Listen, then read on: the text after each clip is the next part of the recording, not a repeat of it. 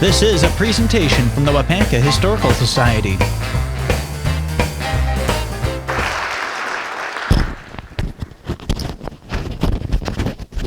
Give me 1 second to mic up here, and then I'll check with our doing well. Okay.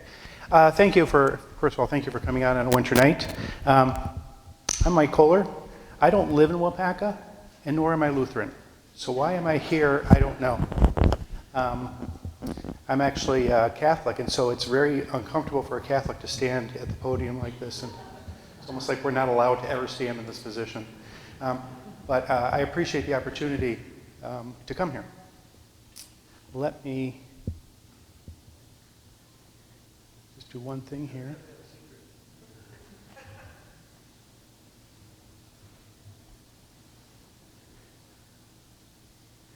If I can't find my file,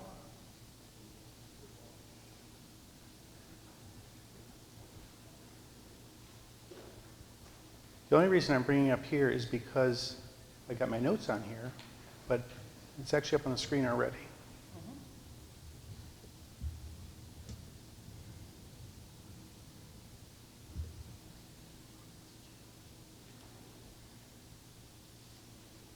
Okay, now I'm ready. So one of the traditions in the Danish community, I have to tell you that before I bought Danes Hall, I really wasn't as deep into the history of Waupaca, my ancestral history, or the Danes as I am today. And so I bought the hall 3 years ago and have spent nothing, about usually till 2, 3 in the morning trying to read up on what this is all about and what the history of this town is, what the history of the hall is, and who walked through those doors of Danes Hall. And I tell you, there's some very interesting stories that go along with it. And as I've done that, I've been across, actually get invited across much of Wisconsin to give talks on the Danish heritage, which is deeply rooted in Waupaca. There's no question it's deeply rooted in Waupaca. And I've learned along the way that most Danish lectures and most Danish presentations always start with music. So I'm not going to let anybody off the hook tonight. And I'm going to start with a song here. I've asked Wanda to help me. I'm going to ask you to pull out your hymnals and give you a brief introduction to the song. Hymn number 652. It's called Built on a Rock. I'm going to ask a question, raise a hand. How many are familiar with the song Built on a Rock? Okay, so I expect those people to be singing loud, because if you don't, you're going to hear me, and I'm not a good singer at all. So, the story behind this goes back to Denmark, actually. The author of this is Nikolai Grundtvig. I'll raise a hand again. Anybody know who Grundtvig is? Not many hands. Well, we're going to hear about Grundtvig in a minute. He is considered to be the father of modern Denmark. He was very active in the early part of the 19th century. He was a Lutheran minister, philosopher. He wrote over 1,500 hymns during his lifetime, and this is one of them.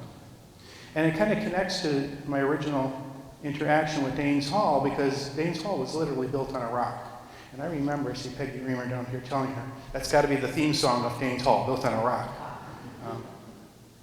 So I'm going to start with this hymn here and ask you to please join in on this as a substitute for an opening prayer.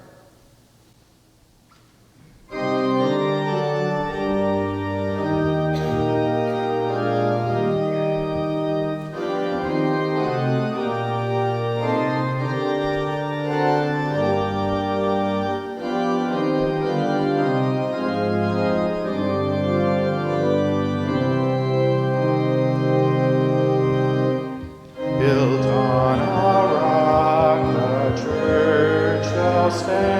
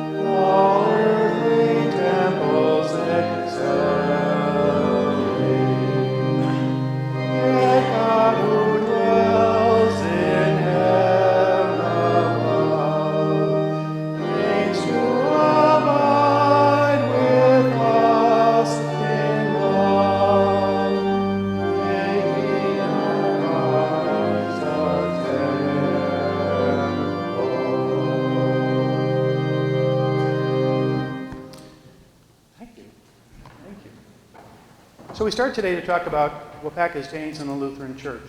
And I got to get my technology going here.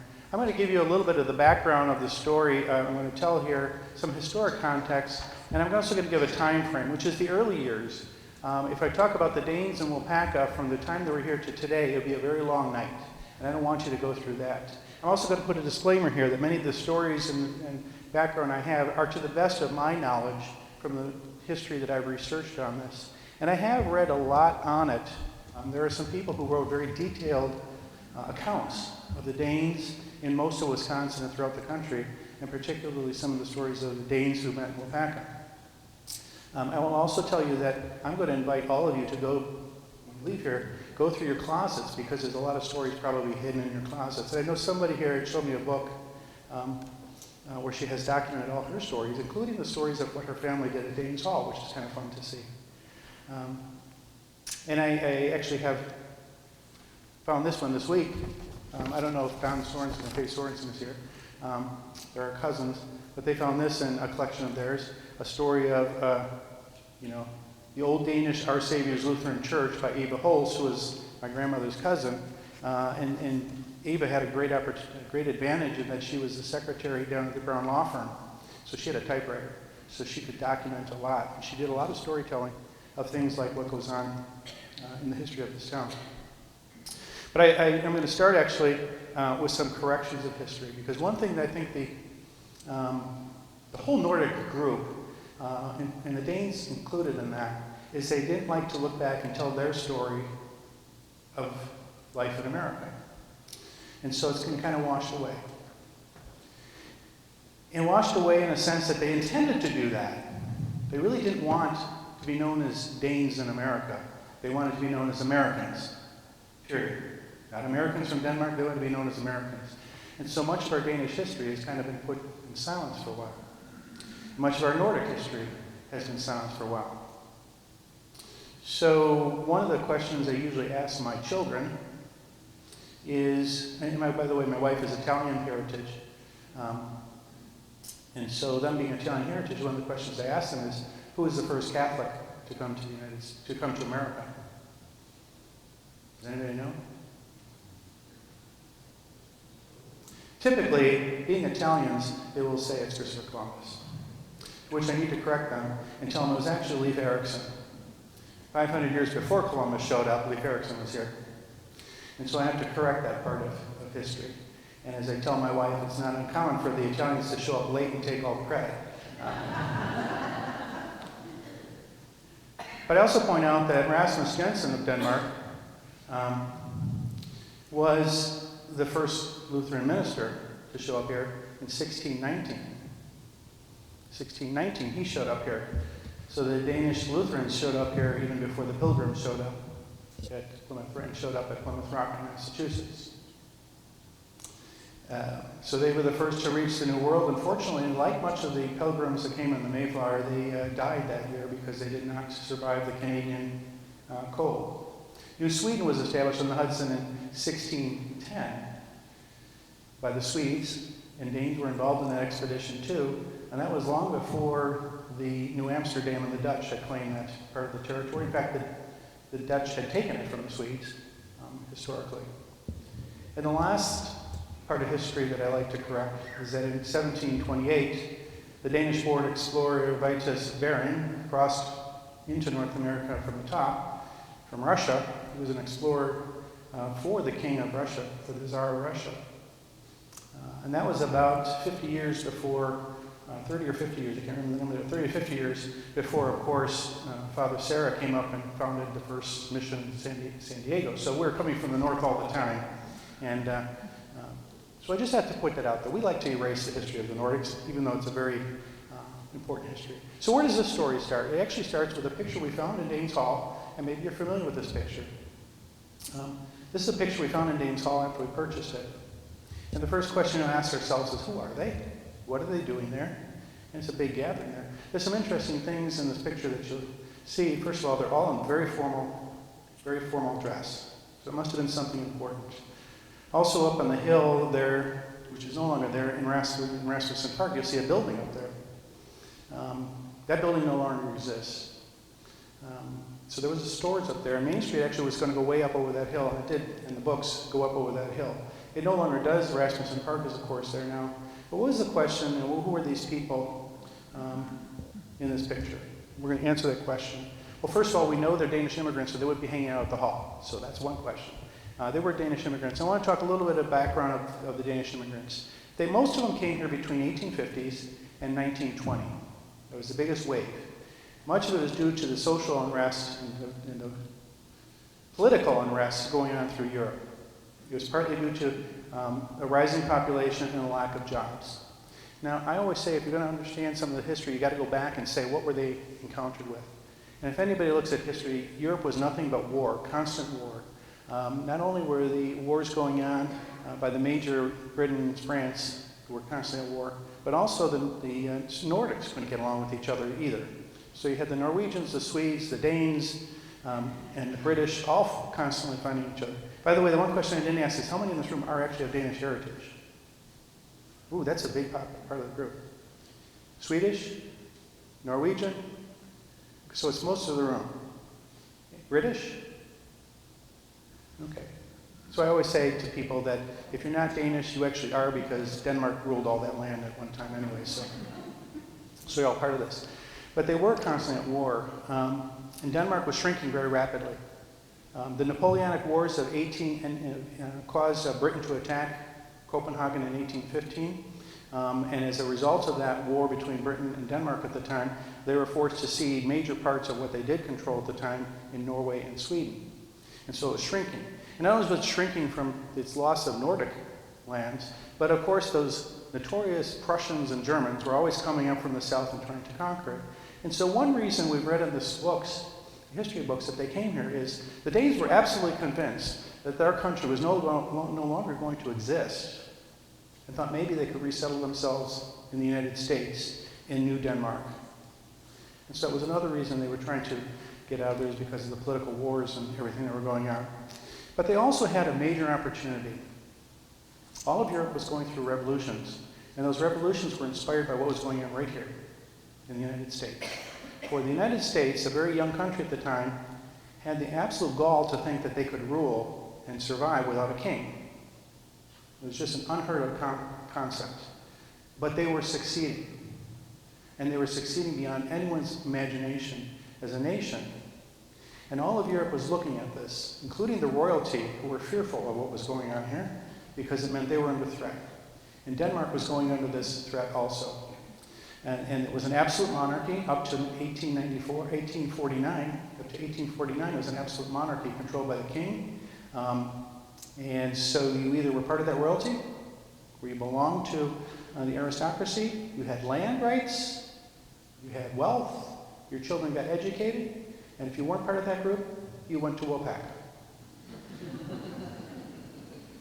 Those were your choices. But here they also saw that the American dream on the American frontier included jobs, land ownership, cheap land, I keep forgetting to advance my slides, education for their children, and political stability. That was an amazing thing for them to think of in coming here. Now, I have to say, they were shocked. At the time they were coming here, they were shocked to get here, and the first thing that confronted them was the Civil War. So they did come here trying to get away from the wars and everything, and ended up in the American Civil War. In 1890, the census said that most of the Danes were congregated around 3 areas of Wisconsin. Over by Minneapolis area, what is called West Denmark area, in Polk County. Down in the south around Racine, which is still extremely considered the highest population of Danes still, it's down in the Racine area. And then right here around the Winnebago, Brown, and Waupaca counties. And the census back in 1890 said that there were 962 people who were born in Denmark living in the county, which would have been 45% of the population, excluding the Native Americans were here. But 45% of Waupaca County at the time was actually born in Denmark. That's a huge number. Not saying how many were born here of Danish heritage. So it was extremely deep in the Danish heritage in Waupaca in particular. Now, to give you a full story on the Lutherans in Waupaca and the history of the Danes in Waupaca, it would take, and I've gone out in all these different threads in that, and I can't talk about all that. So we're just going to touch upon things. And part of the reason I want to touch on things is because there's some important dates that I'm going to invite you to recognize that tie into some events here in Waupaca. So I can't touch upon all the social thinking that was going on, the national politics, the world events, the cultural identity, the religious doctrines of the time. Just the story of the religious doctrine of Lutheranism in America is a very complex story that I tell you, I still haven't unraveled who was trying to do what, who was saying what. There was two, if I had to put them in two corners, I would say there was the conservatives and there was the liberals. And the liberals were following a philosophy of Grundtvig, which I mentioned earlier, whose song we sang, one of his songs we sang. Grundtvig was a very forward-thinking, liberal-thinking Lutheran minister. And then you had the conservatives, the Pietists, who were very conservative. And they had two different philosophies. One thing I learned about the Danes is they really never got along and they constantly fought with each other. I don't care if we're brothers, I don't care if we're cousins, I don't care how we're connected, we have an opportunity to argue and fight, and they did. And many of those arguments and fights went on at Danes Hall, according to the documentation that I've read. And although it might seem like turmoil and everything, I always believe that it's really a test of the faith. When you debate and you argue about the important things of the faith and the doctrine of the faith, you really are in some sense strengthening it. And so I think that in the end, it all comes out good. So my story on the Danes in Waupaca actually starts with somebody who never was in Waupaca, but he was a Dane. He was the Reverend Klaus Clausen. How typical of Danes to have such sing-songy names as Klaus Clausen. He was Danish, and he immigrated to the United States, or to America, in 1842. And he was probably the deepest roots in Danish Lutheranism in this area. He got a historic letter of call, which was dated September 13th, 1843. And the date of this letter is considered historic. It came from a local congregation that called him. And when he came as a Lutheran. He was being called by the Lutherans, Norwegian Lutherans. Now, that was odd because Norwegians and the Danes really didn't get along with each other. But he was called by the Lutherans of the Norwegian community. Now, I often say to people that I was raised Catholic because my grandmother went from Waupaca, she moved to Chicago, and she married a German Catholic. Which probably didn't sit too well with her parents, who were Danes from Waupaca and deep-rooted Lutherans. That probably didn't sit too well. Except her brother, Harry Sorensen, the father of Don Sorensen, of this parish, of this church. Don Sorensen's father, Harry, did something even worse.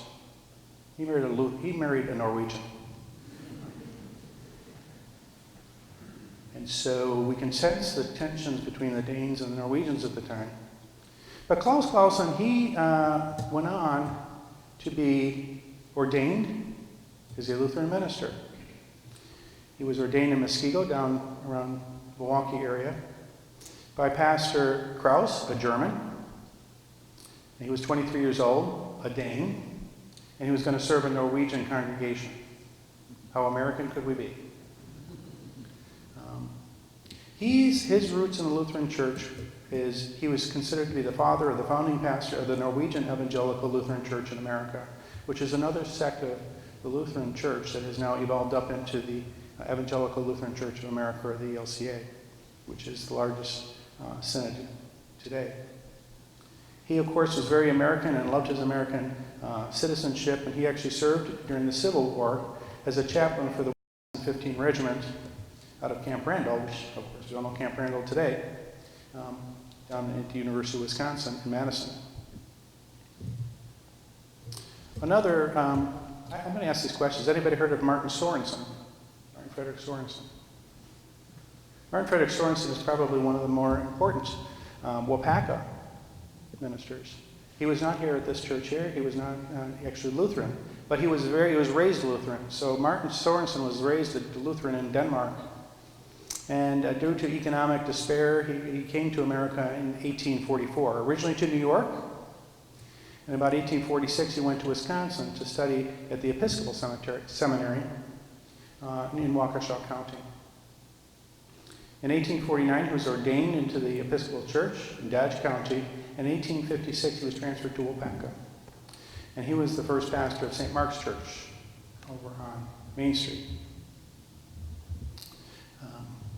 Unfortunately, and he was there for almost 13 years. And unfortunately, he left Waupaca following an allegation against him by those notorious Norwegians, Lutherans.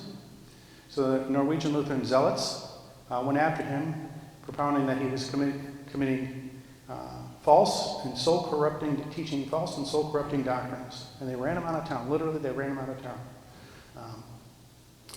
Poor Mark Sorensen didn't do well after that, but he did do one thing while he was here, and that he preached to the Lutherans. So being raised Lutheran, speaking Danish, and having the Danes here, he could preach to them. And so he would do his Episcopal ministries, but also teach the Lutherans, the Lutheran doctrines in St. Mark's as the first one to actually preach to the Lutherans here. After he left Waupaca, his life was really pretty miserable, and he wandered the country preaching in Illinois and Colorado, and finally settling in Council Bluff, Iowa. During this time, he also lost 2 of his wives who died. His 3rd wife was noted in the documents as being a shrew, and the parish hated her.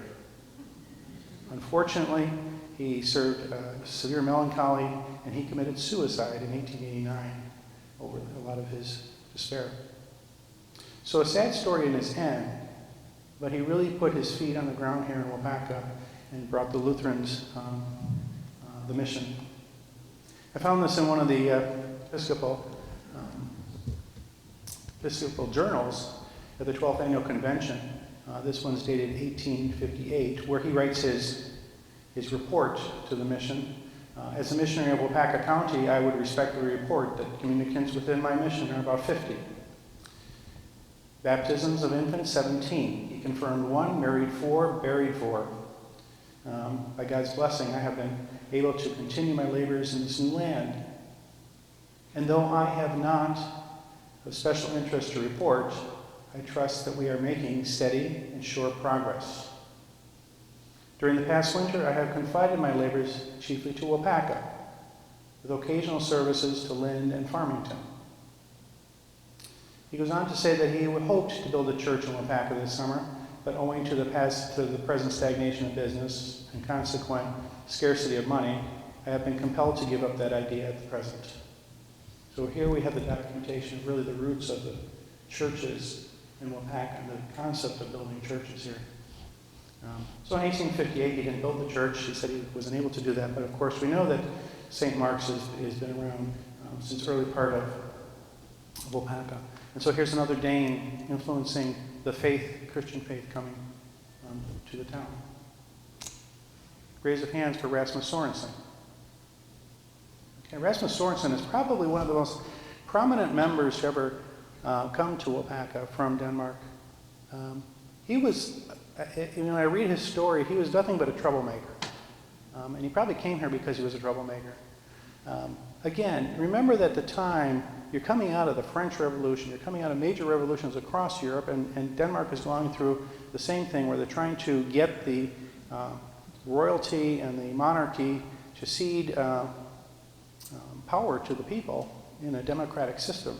And of course, still today, by the way, Denmark has a monarchy, but it's a constitutional monarchy, much like Britain has. So in 1849, they went to a constitutional monarchy. But this guy here was a major player in getting that to happen.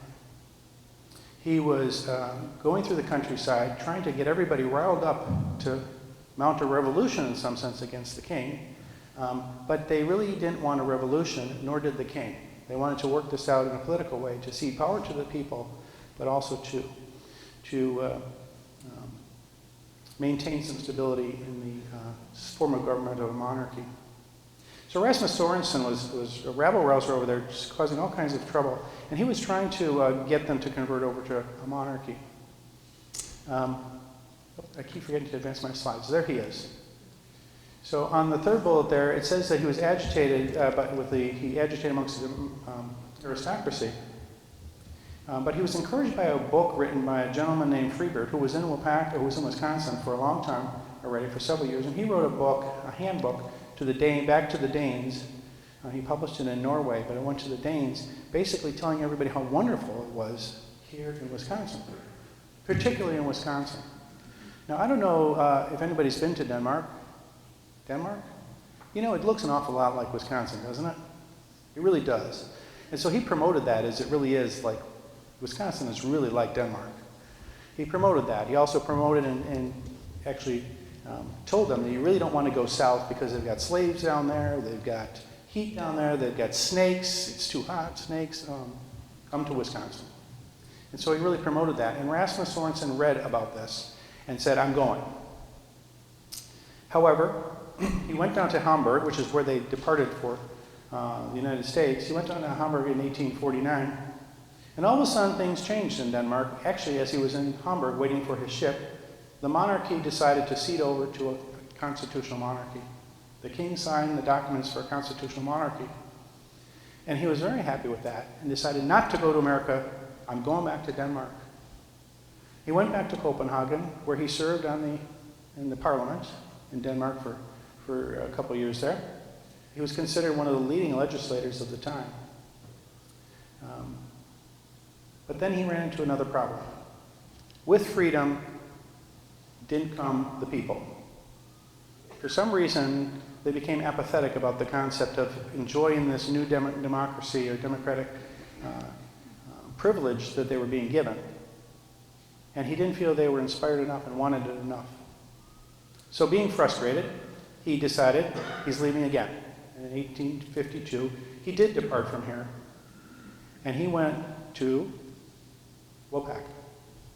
He ended up here in Waupaca. A legislator from the first parliament in Denmark decides to leave there, and he comes to Waupaca because his son was Martin Sorensen, the Episcopal minister. So he came here following his son. He tried to be active in Waupaca's community and tried to rally the troops, because one thing he noticed when he came here was how unfaithful the Danes were to their faith. Once away from the mother church in Denmark, they became everything but good Lutherans, and so he tried to rally them back to the church with all kinds of threats of eternal damnation and everything else, which didn't go over too well. But he really tried to pull them together and do something with the community here. He did actually do a lot as far as bringing the Danishness to them, but also bringing the faith to them. And that between him and his son, they went around the area here trying to pull together the concepts of Lutheran faith and the teachings of the Lutheran Church. In April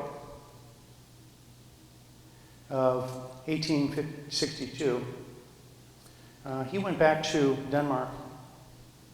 And he was writing the whole time back to Denmark about his experiences here, and wasn't thinking much of it.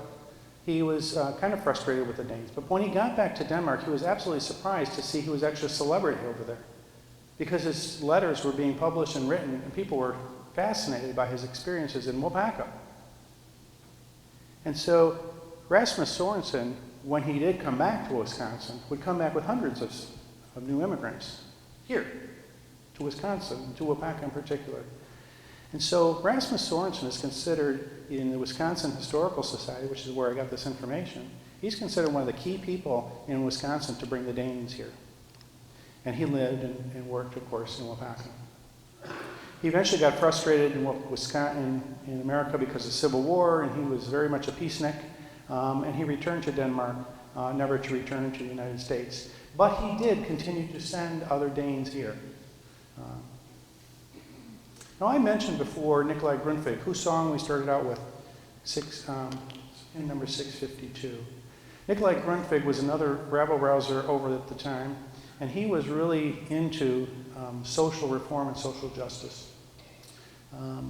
He was, of course, born before the and active before, while there was still an absolute monarchy. He was a Lutheran minister and was very close to the monarchy. So he was very tight. He was actually known to have grown up and to associate with much of the royalty. So he was actually in the upper class at the time. But he always wanted the common people to have more rights and more opportunities. If anybody's heard of the concept of folk schools, Grundtvig is the father of the folk school concept. And we still have folk schools here in Wisconsin. Probably the best known one is the Clearings over in Door County, is a folk school started by Jens Jensen, a Danish immigrant, particularly because he wanted a folk school of the Grundtvig style. Grundtvig was a minister, as I said. He was a poet, philosopher, historian, teacher, politician. He was in the parliament in Denmark when it established a parliament. He was key in writing the constitution with the king. He sat down and penned the first constitution of Denmark. And today there is a church in Denmark called Grundtvig's Church, the Church of Grundtvig. They have a holy day over there in honor of him on his birthday. So he is considered the father of modern Denmark.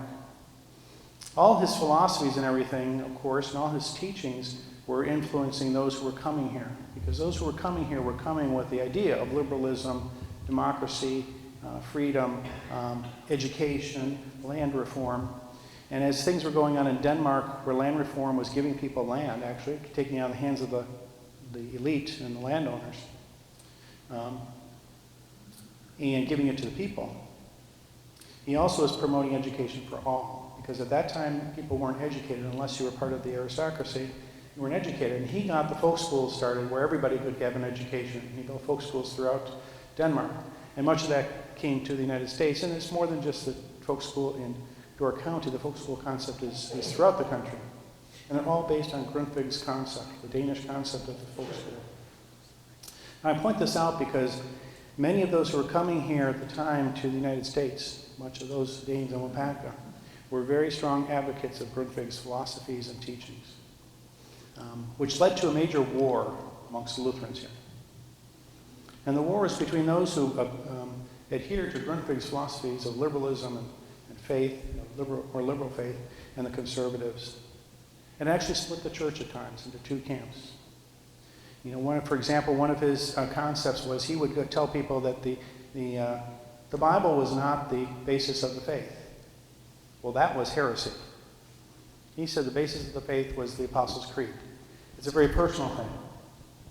The faith was based on a very personal acknowledgement of the Holy Trinity, that I believe in one God, the Father, the Almighty. I believe in Jesus Christ, His only Son. I believe in the Holy Spirit. I believe in the community of the whole world church. And he believed that people had to own that, and that was their most important thing to do. And you had to preach that, and you had to teach that. The Bible are great stories, but this is to be personally owned. And of course, much of the Lutheran ministers at the time thought that was heresy. It's the scriptures that are the most important thing. You need to live by the scriptures. And it literally rip the church apart. Literally ripped the Lutheran church apart. The two. So the church conflict at the time was between the Grundtvigians, as they were called, and the Pietists. Those who were very strong, devout conservatives. And by the way, they came out of another thing that was going on. The Pietists came out of the Enlightenment period. So the Enlightenment period was just before this time frame. And the Enlightenment period was a time really when America was being founded, when everybody was thought to be, the rational thinking, science, nature and the world, and everything has a natural basis, not a God basis or a divine basis, but it has a nature basis. And of course, that had a big swing back by the conservative ministers saying, no, this is blasphemy. And so they became very strong on the conservative side, both in Europe and in the United States. It was scripture-focused, doctrinal, and the church hierarchy was very important, because that contained and maintained the control of the doctrines. Grundtvig, no. Everybody had personal faith. Every Lutheran pastor had the right to teach what he thought was right. And in fact, many of the churches, including in Waupaca, where we split between Holy Ghost Church and Our Savior's Lutheran Church, was simply that they decided we have two different ideas, we're going to go different ways, and we're going to start two different churches. They split up over things like the doctrine. As I said before, they believed the Apostles' Creed was the most important thing, and personal faith and individualism. They were strongly nationalistic, so there was a tie between nationalism. In fact, Grundtvig's, many of his songs have very strong, when he was growing up, he was very interested in the Nordic culture. Very, very interested in the Nordic culture. He wrote a lot of his stuff about our ties to the Vikings, the explorers of the world. He kind of tied in some of the mythology of the Norse gods, which was why he wasn't well received by the conservative Lutherans.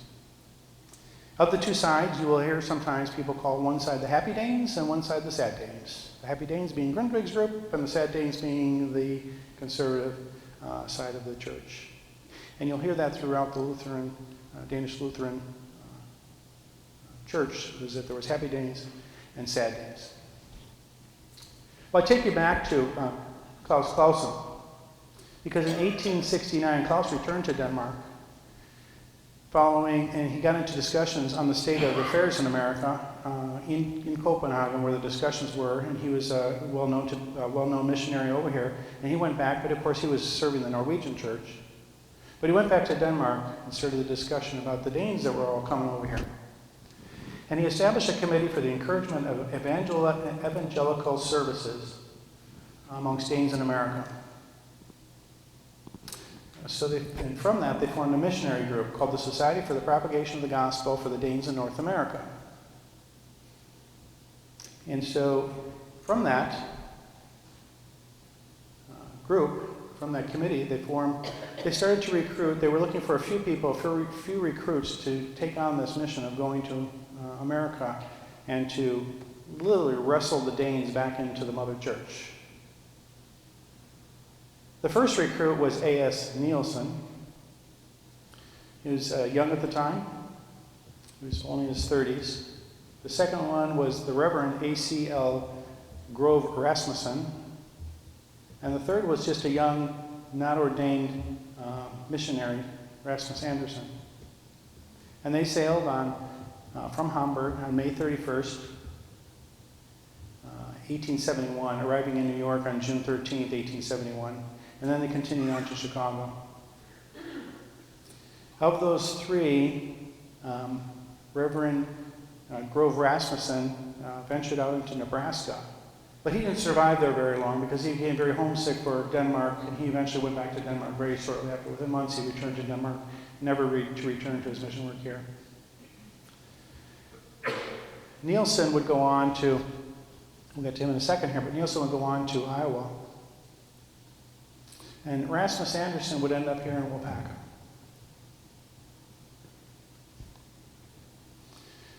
So A.S. Nielsen, Reverend A.S. Nielsen, Andreas Sixtus Nielsen. In 1869, Clausen, who was one of the people who I said he was the person who formed this committee, he recruited him to come to America to preach to the Danes.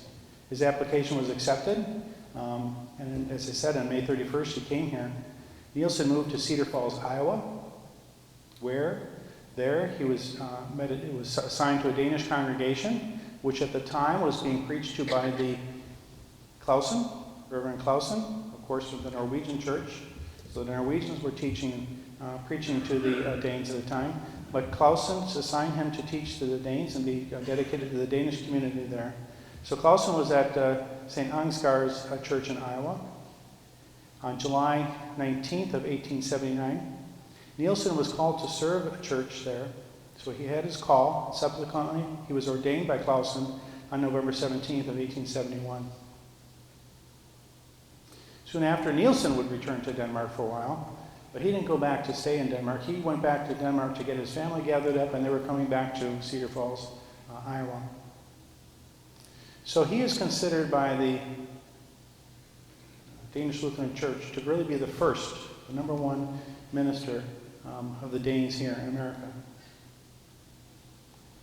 I move on to Reverend Rasmus Andersen. Rasmus Andersen, he did eventually become a reverend, but he wasn't at the time. On May 31st, he came to here along with A.C. Groves Rasmussen and Nielsen. On June 26th, he headed to Racine. And then he enrolled in the seminary in Marshall, Wisconsin. And that same year at Christmas, he was invited to spend his Christmas holiday here in Waupaca. And while here in Waupaca, they gave him the call to serve the Danish community here in Waupaca.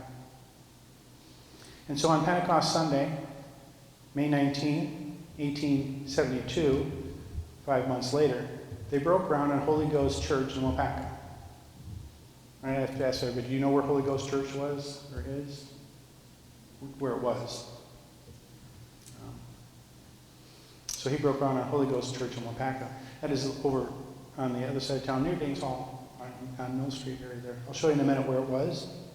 On July 1872, Rasmus Anderson was ordained by A.S. Nielsen, his compatriot who came over here with him, who was, of course, ordained by Clausen. So he is considered to be the number 2 in the Lutheran ministers.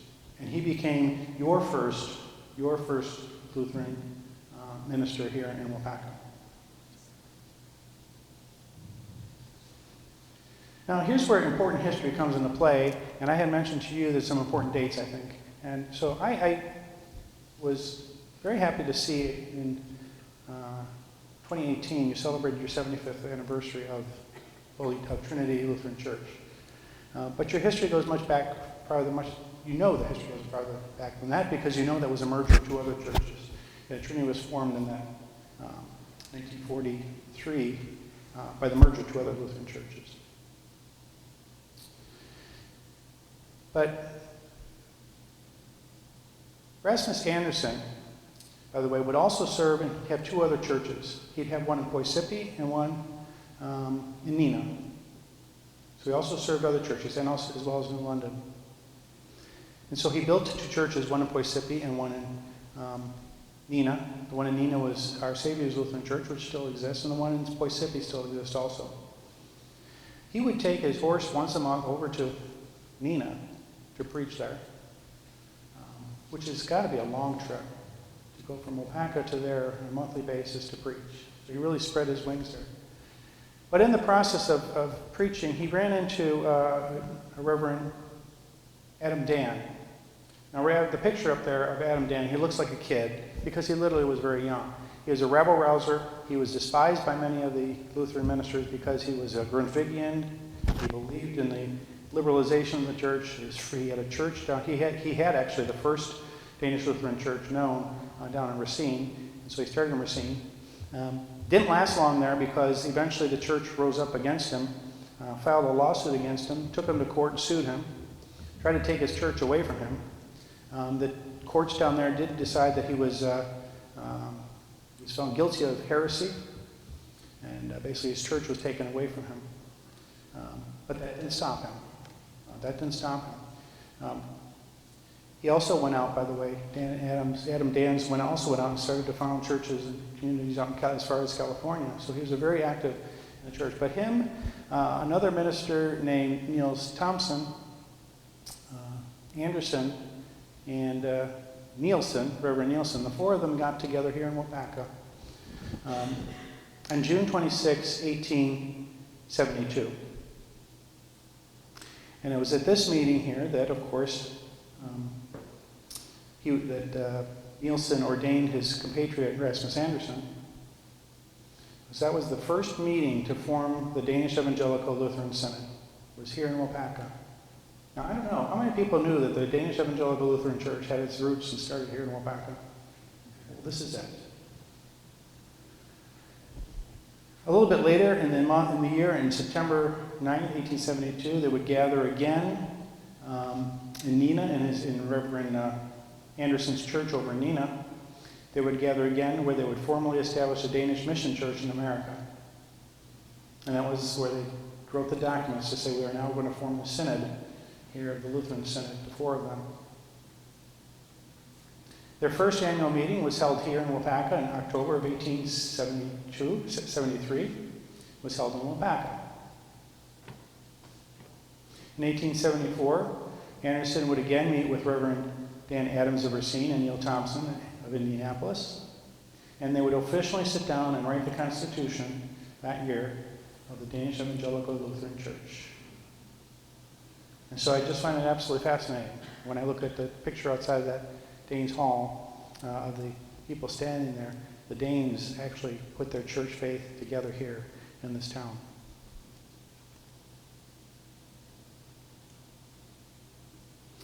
Well, you notice that I didn't mention A.S. Nielsen in those last meetings. So where was A.S. Nielsen? Why wasn't he at the September meeting where they actually officially, in Neenah, to stamp the church as an official synod of the Danish Evangelical Lutheran Church? Well, he was back in Cedar Falls. And he was back in Cedar Falls, and he was there to ordain a new minister. And the new minister was Reverend A.L.J. Soho. Anybody recognize that name? He was the second pastor to succeed Anderson at Holy Ghost Church here in Waupaca.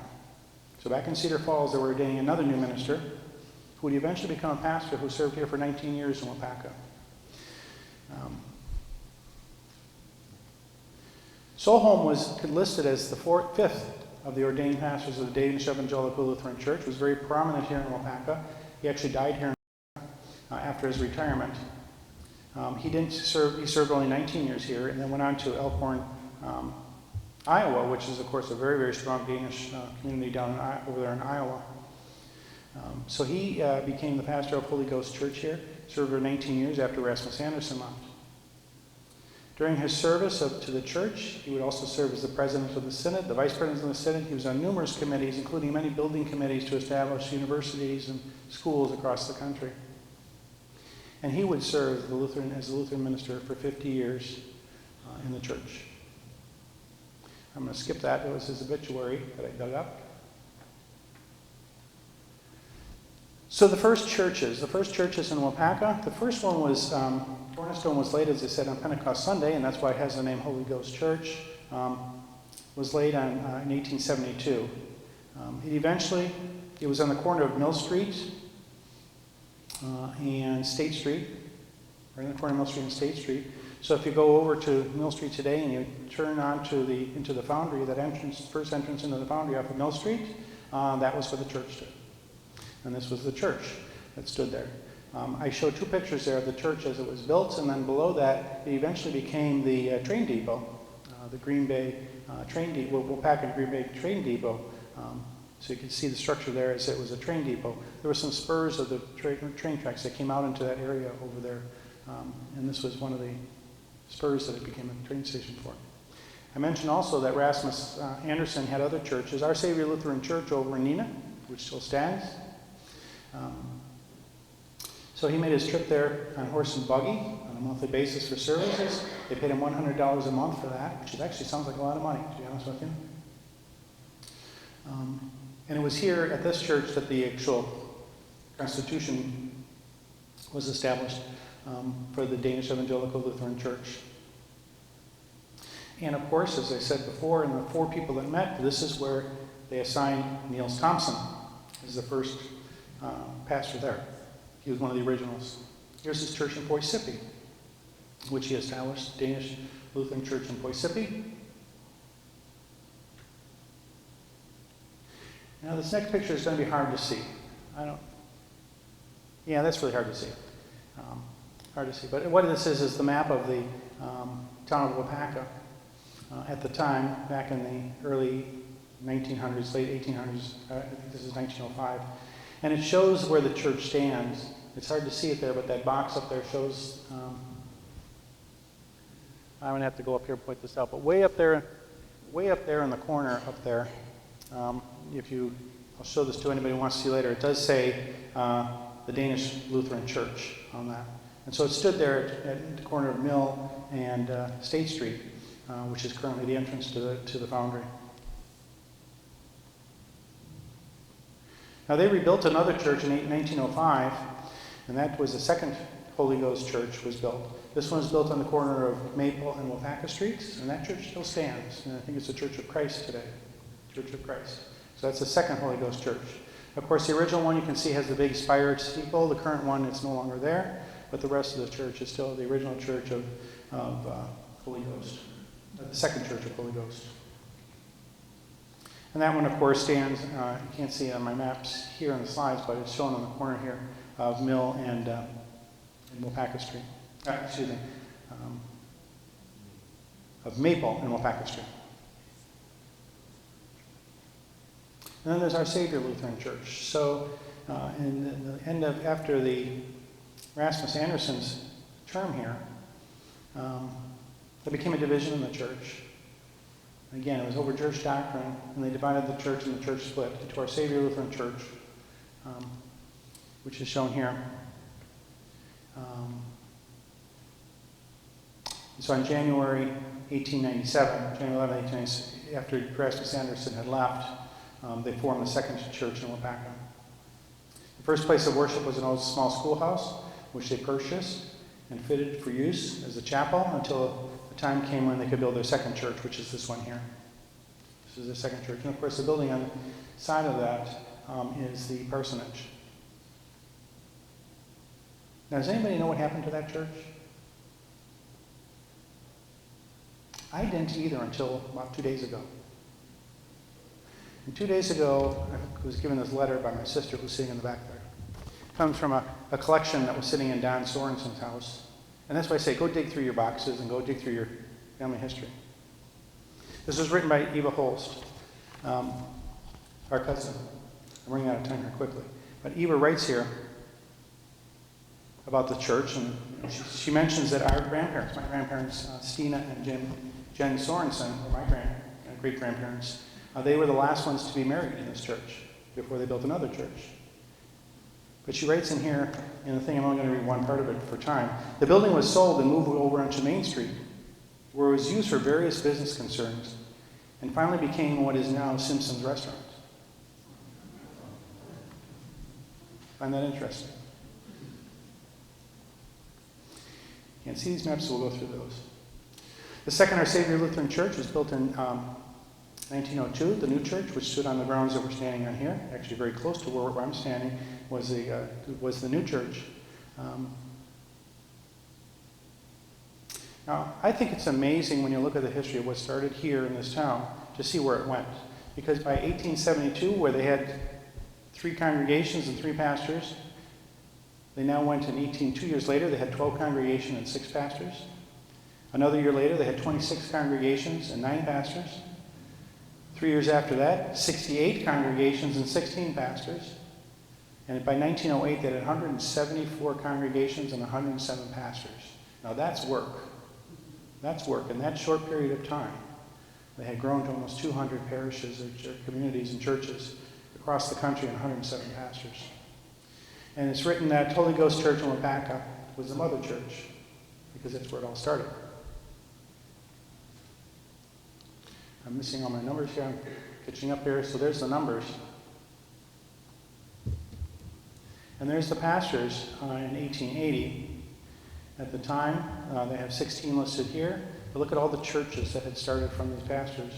You can't see the names on these, but literally up in the far corner is A.S. Nielsen, who started them all off. He came here.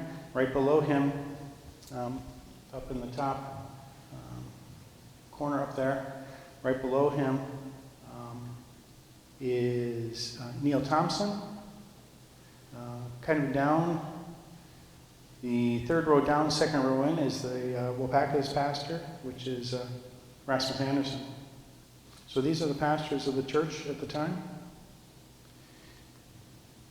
Again, by 1908, look at the number of churches that they had formed and where they had formed them.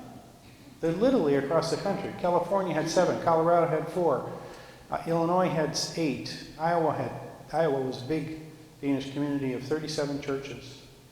I go all the way through the entire country here and get down to the bottom. Wisconsin, of course, very large. Nebraska, very large in the Danish community, but they were also in Canada. And they actually sent missionaries over to Japan, which is interesting. I'll also point out that it wasn't just about the church and the communities. They were extremely ambitious at the time. They opened folk schools. They opened Lutheran College in Racine, which I'll show you a picture of in a minute here. Trinity College, Trinity Seminary in Blair, Nebraska. Dana College in Blair, Nebraska. Grandview College in Des Moines. Blair, and the colleges in Blair are no longer in existence. Trinity did merge in with another church, another seminary, which his name will come to me later. Grandview College is still in existence today. Its seminary has moved up to the seminary in Chicago, Lutheran Church, the Lutheran Seminary in Chicago, which is part of the Evangelical Lutheran Church of America. And so their seminary is still in existence, but it moved to Chicago. Bethany Home in Waupaca was built by them. They opened missions in Japan. They opened missions in Australia. And so it's just amazing to me what started amongst these people here. So there is, up in the top corner, there's Luther College down in Racine. The building still exists. It's now part of Holy Communion Church down in Racine, and you see the church there today. That's a drive-by picture of Holy Communion Church. And you can see in the back of it the old Luther College that was built. The president of Luther College, the one who started it in 1908, at the meeting here in Waupaca in 1908, they decided that he would leave. He was the president of this thing there. He was going to leave. He was going to sell the school to the synod at the time, and he became the pastor here in Waupaca.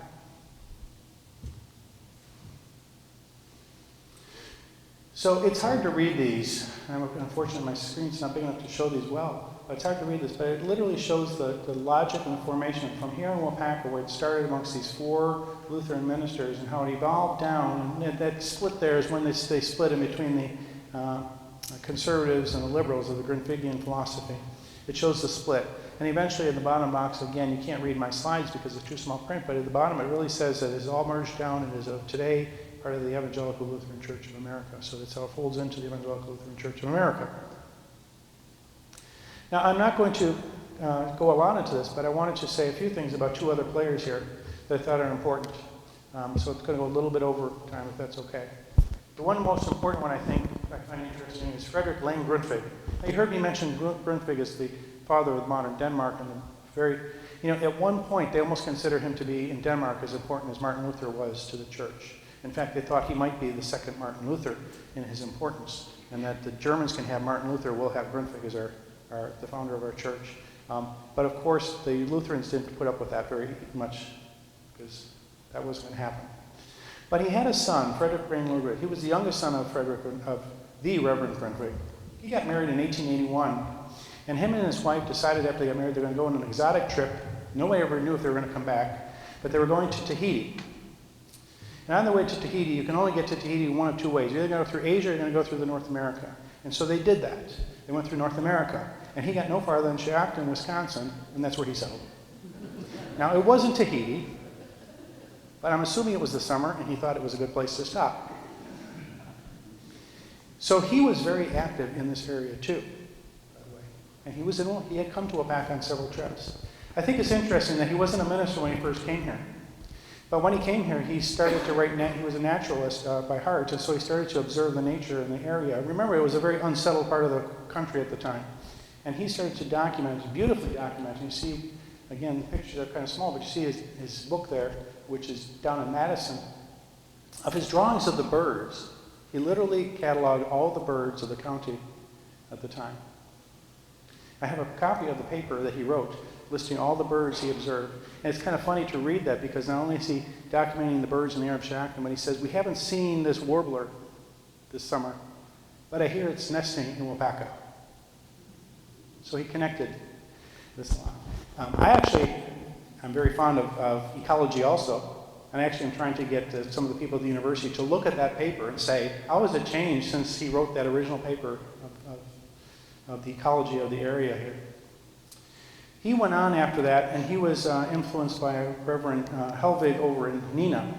Became very, very close friends with Reverend Helvig, who talked him into becoming a Lutheran minister himself. And so his Grundtvig of Denmark's son, Frederick Grundtvig, became very active in the Wisconsin church and the Iowa churches. So he was ordained by A.S. Nielsen. Who else? The one who was ordaining everybody. And he was assigned to a church in Clinton, Iowa. He had a lot of issues. He hated the Danish Brotherhood. He absolutely despised the Danish Brotherhood, which was an organization that was formed by the Danes to kind of national heritage, pride, fellowship, all that kind of stuff. But he considered them to be a cult, and he denounced them. But he then formed his own thing called the Danish People's Society, his own organization, the Danish People's Society. And he tried to get the Danes to not be so American, but to hold on to their Danish heritage. And so another conflict arises as to whether we're going to be Americans or we're going to be Danes in America. He was very much that we're going to build these communities. And so he started other communities in the area, including things that you have the names, Denmark, Wisconsin. You'll see Dannenberg, Nebraska. He literally went out and built communities that were all Danish from ground up. So he was promoting Danish heritage. He was a staunch advocate for the preservation of the Danish language and the culture. Most important to his legacy is the songbook he wrote, which was the songbook for Danish people in America. And I'm going to ask you to dig through your collection again, because as we dug through our family's collection back in the farm here in Waupaca, I found the books. The songbook for Danish folks in America. These were our grandparents' books from back in the time. He compiled the songs that he wrote. He wrote many. Between him and his father now, they wrote over 3,000 hymns, by the way. Over 3,000 hymns in a lifetime. I have copies of some of their songs. I actually was fortunate to get a copy of, I had it made. I found a copy. Northwestern University has the copies of the originals, but I had copies made of their songbooks, just because I think we should preserve them. I really think we should preserve them. I love somebody who's into music or inclined to music to dig through these and to see what songs they had written. I also found one at Northwestern University that is actually the song, the music written by that. So we have those. We now have the two books of their songs. I also found a collection that, again, Don Sorensen gave me a box, gave my sister a box, which we went through. And of course, here we find the songbooks of Don Sorensen's grandparents also. So they're out there. Dig through your closets, they're out there. All these songbooks are amazing what he put together. I think that many of the songs I was interested, and I actually asked Peggy Reamer here, what do they sing in Trinity? And I actually found Grundtvig's song, the one that you have there. You have a couple of the songs. We're going to get a couple other of the songs here in a second. But I find it fascinating that he was around here. Peter Sorensen Vig was another one. He wrote tremendous, in fact, most of the information I'm relating to you comes from what he wrote. He wrote literally dozens of books on the Danes and Danish Lutherans in America. In fact, most of my stuff, this is an English translation of that. A lot of stuff is Danes in America, the Danish Lutheranisms, the history of the Danish Lutheranism here, where he documents literally every meeting they had and what was discussed and who was thrown out and who was declared a heretic and who was declared. So he was very active. I think the most important thing that he said, and this is a quote that he said, he was very much against Grundtvig. He was very much against Grundtvig. His son came over here. He thought he was, all this liberalism. So he actually caused the split again in the church between the conservatives. He was a much more conservative person. But he was very much against what Grundtvig was trying to do. He said, you should not have people becoming Danish again in this new country. And I quote here what he said. He said, we would indeed serve ourselves and our children poorly by doing everything in our power to prevent them from becoming Americanized. To become the children born in this country, to keep the children born in this country from coming in contact with its language and life is a violation of nature that will take its revenge in the long run. And so he was key to erasing their Danish heritage. He was very key to erasing their Danish heritage and making them really become Americans. I was very interested when I gave this talk once, and I started to dissect this. So I come back to this picture in front of the church, in front of Danes Hall there. And Grundtvig is the gentleman. It's hard to see him in this picture here, but he's actually front and center, right up front, and that's Grundtvig. That's Peter Sorensen Vig. And this was the meeting of the Danish Evangelical Lutheran Church meeting in Waupaca in 1908. And they had their meetings at the churches, two churches, as well as Danes Hall. It was their business meetings. And here they are gathered.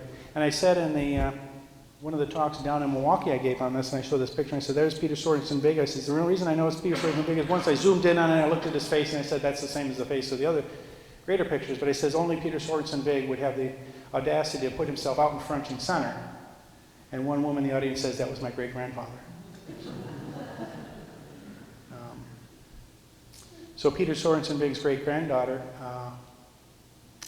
Karen Vig Keithley, she actually was here last weekend at the celebration on the 25th at Danes Hall. So she came celebrate. You might have seen her. She was one of the Danish sisterhoods who came up and gave us the recognition and the honorary mention from the society. So she came back to Waupaca, but he was here often. This is the listing. You'll find this in the newspaper here in Waupaca, where it lists everybody who was at that church meeting. You can't read it, of course, and I apologize for that, but it lists all the ministers, including many of those who I've talked about, and how they came back to Waupaca in 1906 to celebrate and to have the synod meeting here in Waupaca. So what is its legacy? What are the legacies? Well, the legacies are really here. Partly the buildings, the churches that they built, and of course, Trinity Lutheran is now the mother church of all this, being the merger of those two churches, Holy Ghost and our Savior's Lutheran Church. The music is, of course, also part of the heritage, the one that we sang in the beginning, because they brought that over with them.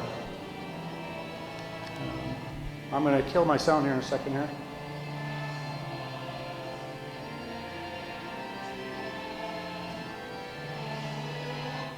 There we go. I also point out something. Bethany, of course, is another legacy that they left here. Bethany Home, which was originally built as in 1895 in Albert Lee, but it moved here in Waupaca in 1897 as the orphanage, and is, of course, now an assisted retirement and assisted living center. This ties right back to those early Danes who came here. Now, I'm almost to the end here. I'm going to ask a question about this thing that stands behind me here, this stained glass window. Does anybody know the history of this window here? Where it came from? Nobody does, because I've asked that question several times to people in the community. You do know. What's its history?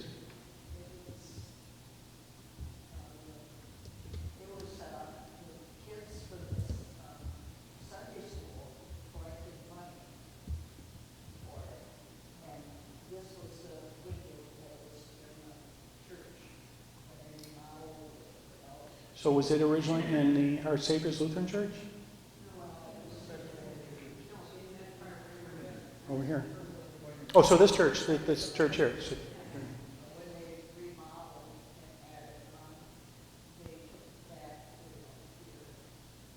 here. okay. I actually don't know the history of this window and why they had that window in the church. I assumed it had come from one of the earlier Danish evangelical Lutheran churches. So I didn't know the history of it, but I do know what it is. Because if you see that and you're ever been to Denmark, if you've been to Denmark, and you go to the main cathedral in Copenhagen, it's called Church of Our Lady. And in that Church of Our Lady, which is shown here, at the very front of the altar up there, is the Christus. And I'm convinced that this window comes from that history to the Christus. The Christus is considered to be the most famous work of Bertel Thorvaldsen, a great sculptor of Denmark, one of the greatest sculptors of Denmark. If I go back, by the way, to that church there, you'll see not only did he do that, but he has the 12 apostles carved in marble all along the sides of the church. It's absolutely astounding. It's considered to be one of the most beautiful renditions or representations of Jesus Christ, and replicas of it sit throughout the world, including the Mormon Church, the Mormon Tabernacle in Utah. It is in the main lobby. The statue is also in the main lobby of Johns Hopkins Hospital, Johns Hopkins University Hospital. It also stands, I went to England with my family a couple of years ago, and it's actually at the grave, stands at the grave of Queen Victoria. It's considered one of the most beautiful representations of Jesus Christ. And when I looked at that picture of your window, I said, I know where that came from. And it's, I believe, their connection back to the Danish church. I point out some of the other heritage that you'll see. The music that I mentioned already. I mentioned we had the first lighting of the first Advent candle over at Danes Hall the other day, and it was St. Mary's Catholic Church who lit the first candle, and you'll be Trinity will be lighting the second candle.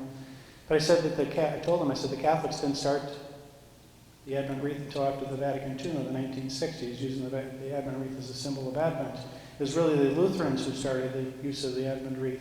And it was the Danish Lutherans who brought it here to Wisconsin, Waupaca. And I thought it was important when we put back Danes Hall to have that symbolism in there, because that was really part of what Danes Hall was about, was to teach the young men to be good men and good family men, to build a good Danish home, and that's where they learned about the Advent wreath, and that's why we put it back there. And now we'll stand on the turret, lighting up, can be seen from Main Street, lighting up the awaiting of the birth of Jesus Christ here. So I point out, and this is where I'm going to kind of close things out here. The reason I thought this was interesting to talk about is, you know, you had the 75th anniversary of Trinity, but really your 150th anniversary is coming up very soon. In Christmas of 2021, simply 2 years away from this Christmas, would be Rasmus Anderson's first visit to Waupaca. June following that will be the first meeting to form the Danish Evangelical Lutheran Church here in this country, which, as you see, grew so rapidly, so quickly, and is now a major part of the churches within the Evangelical Lutheran Church of America. In September of 2022 is when Rasmus Anderson and then would meet to form and document in the Constitution that the church is here, the Lutheran Church is here, as we see. And I can go on and on with the dates, but I really think I point this out because I really think it's important for Waupaca to celebrate these roots, for Trinity to take a role in celebrating those roots, and to celebrate these dates as well coming up in 2 years. So I'm inviting you to form a committee today to do that. So in closing, I'm going to say that I really think you should think about celebrating the 150th anniversary of the roots of the Danish Lutheranism here. Celebrate the traditions, and with that comes my invitation to you to come to the lighting of the second Advent candle. And there's 2 more after that. The one after that will be St. Mark's, because it has its ties to Danish Lutheranism too, and the Danish churches here in Waupaca. They will be doing a carols and lessons service over there, lessons and carols. And then the 4th one will be the Methodist churches, so please come see those. I also think we should spend some time to rediscover the music. So for all those musicians out there, I would love to dig into these music books we have and see what's in there. Of course, they're all in Danish and they're hard to understand for us, but translations of them into English are an important thing to carry in that tradition. So that's all I have to say, but I do want to close. I'm not going to let you off the hook yet, because I do want to close at least with one more of Grundtvig's songs. And this is transition us into the Christmas season. So I'm going to look around here and I see Wanda going over. I've asked you to pick out one more group. I probably don't have time for one more. And that's ask you to join in closing, which is the second part of a tradition of a Danish lecture, is that you begin and close with a song. Hymn number 298, The Bells of Christmas.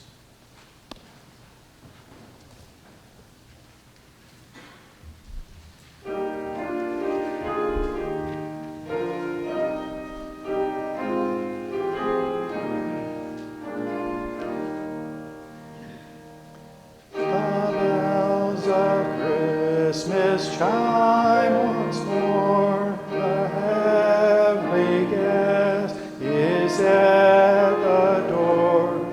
He comes to earthly dwelling still, with New Year's gifts of peace, goodwill. This world, though wide and far outspread, would scarcely find you a bed. Your cradle was a manger stall, no pearls nor silk nor kingly hall. Thank you.